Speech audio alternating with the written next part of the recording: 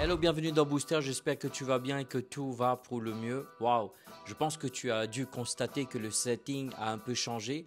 En tout cas, un grand merci à toute la famille. Merci à Vanessa, donc merci à Zoé et à Jonathan, qui travaillent avec moi. Bon, c'est la famille, hein. Travail, c'est un grand mot.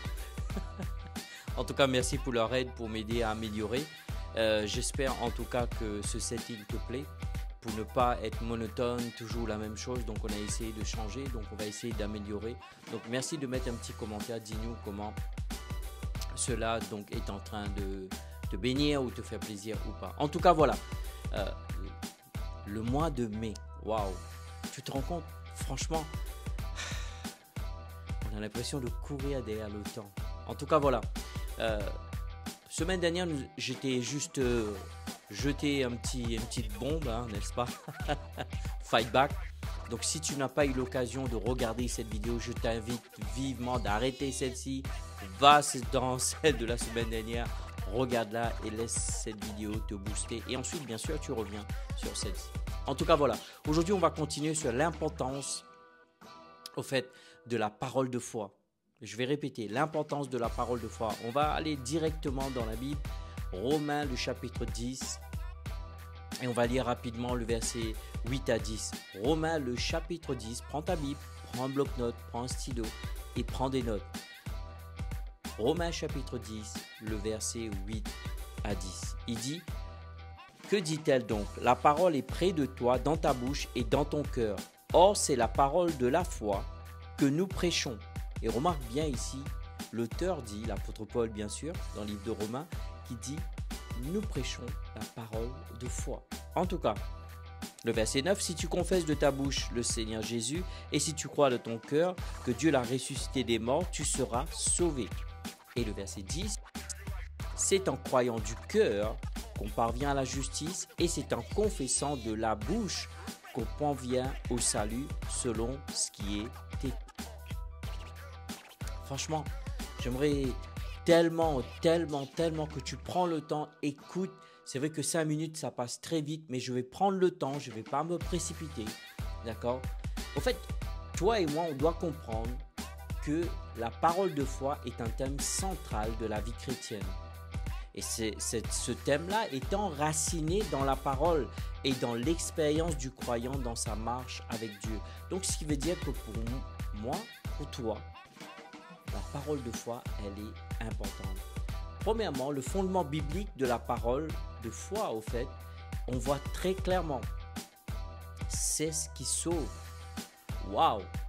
C'est ce qui sauve. Oh mon Dieu, c'est ce qui sauve. Au fait, la parole de foi, c'est ce qui sauve toi et moi. Et le mot sauver, tu sais, des fois, on peut juste limiter ce mot-là. En fait, le mot sauver, qui est le mot sozo du mot grec, qui ne veut pas dire non seulement en fait d'avoir le salut, qui veut dire salut, guérison, délivrance, protection, provision, restauration et tant d'autres mots. Et si tu regardes la racine du mot sozo, du mot grec, il t'explique tout cela. Donc tu comprends bien que la parole de foi nous connecte non seulement le fait d'être sauvé, mais nous connecte avec la guérison, nous connecte avec la délivrance, la restauration, la préservation, la délivrance, la guérison.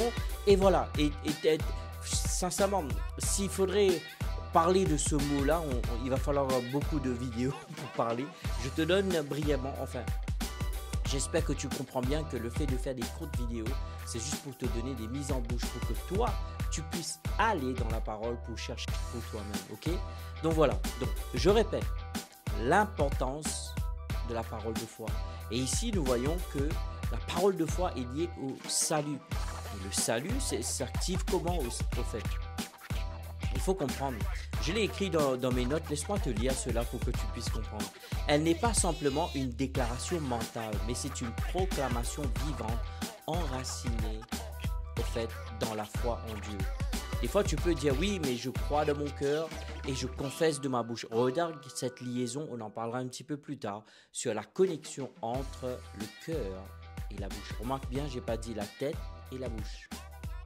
Je vais le répéter. Cœur et la bouche. Je n'ai pas dit la tête et la bouche. C'est très important. Souvent, on peut croire être dans la foi, mais alors on est dans le mental. Mais la foi est dans le cœur.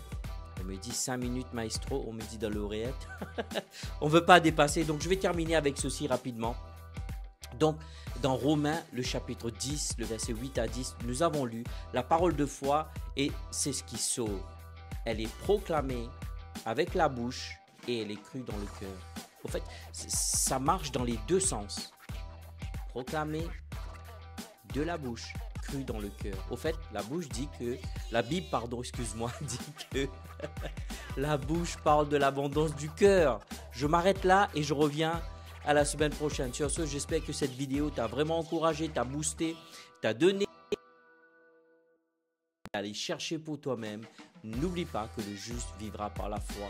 Père, je te remercie pour cette grâce que, au travers de ce temps, de parler sur l'importance de la parole de la foi et que nous allons voir la manifestation du royaume de Dieu dans la vie de chacun d'entre nous au nom puissant de Jésus. Amen. Merci pour ton temps, merci pour tes likes, tes partages et tes commentaires et je te dis à la semaine prochaine. Ciao, ciao.